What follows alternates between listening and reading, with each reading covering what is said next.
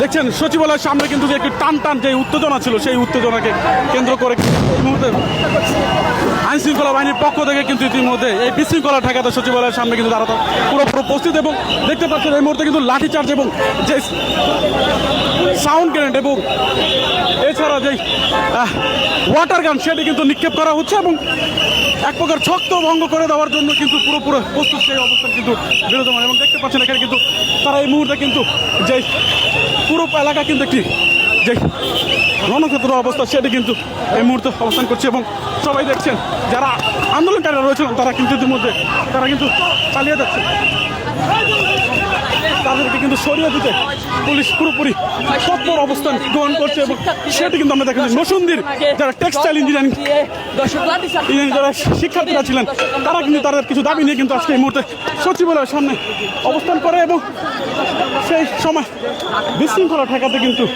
আইন শৃঙ্খলা বাহিনী যে লাঠিচার্জ এবং সাউন্ড গ্রেনেড নিক্ষেপ করে সেটি কিন্তু আমরা সরাসরি আপনাদেরকে দেখানোর চেষ্টা করছিলাম। পুরো এলাকা কিন্তু এখন এক প্রকার শান্তশিষ্ট যে পরিবেশ সেটি কিন্তু বিরাজমান রয়েছে এবং দেখতে পাচ্ছেন এই মুহূর্তে কিন্তু যারা আন্দোলনকারীরা যারা রয়েছেন তারা কিন্তু সচেতন দেখছেন দফা দফা কিন্তু বিশৃঙ্খলা ঠেকাতে কিন্তু আইন শৃঙ্খলা বাহিনী যে দেখছেন সচিবালয়ের সামনে কিন্তু তারা অবস্থান করার জন্য যে ব্যবস্থা সেটি কিন্তু গ্রহণ করছে এবং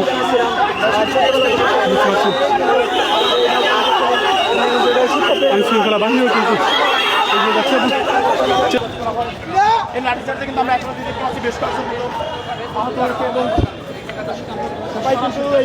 আপনারা দেখছেন আমি কিন্তু আপনাদেরকে দেখানোর চেষ্টা করছি যে এই প্রেস ক্লাবের যে প্রবেশ মুখটি রয়েছে সেই প্রবেশ মুখের সামনে কিন্তু তারা যে 5 নম্বর যে ফটকটি রয়েছে সেই ফটকের সামনে কিন্তু তারা অবস্থান করে এবং তারপর তারা কিন্তু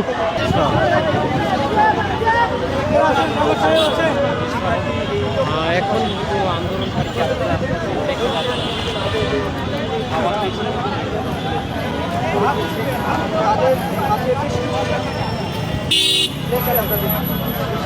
আপনারা জানেন আন্দোলনকারীরা বিভিন্ন যে বৈষম্যবিরোধী ছাত্র আন্দোলনের যারা সমন্বয়করা রয়েছেন তাদের বিরুদ্ধে কিন্তু বিভিন্ন অনৈতিক যে স্লোগান সেই স্লোগান দিচ্ছিলেন এবং একই সাথে উপদেষ্টা মণ্ডলী যারা রয়েছেন তাদেরকেও কিন্তু যে বিভিন্ন স্লোগান দিয়ে যাচ্ছিল তাদের বিরুদ্ধে এবং সেই স্লোগান দেওয়ার পরে কিন্তু তারা আইন শৃঙ্খলা বাহিনী যে বিশৃঙ্খলা সেই বিশৃঙ্খলা ঠেকাতে কিন্তু যে জলকামান এবং সাউন্ড গ্রেনেড নিক্ষেপ করার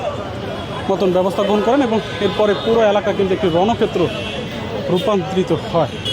যার ফলে বেশ কয়েকজন শিক্ষার্থীদেরকে আমরা দেখেছি আহত হতে এবং এখন বর্তমান যদি অবস্থা আপনাদেরকে একটু জানিয়ে রাখতে চাই পুরো এলাকা কিন্তু আইন শৃঙ্খলা বাহিনীর নিয়ন্ত্রণে এবং সব ধরনের আন্দোলনকে তারা প্রতিহত করতে কিন্তু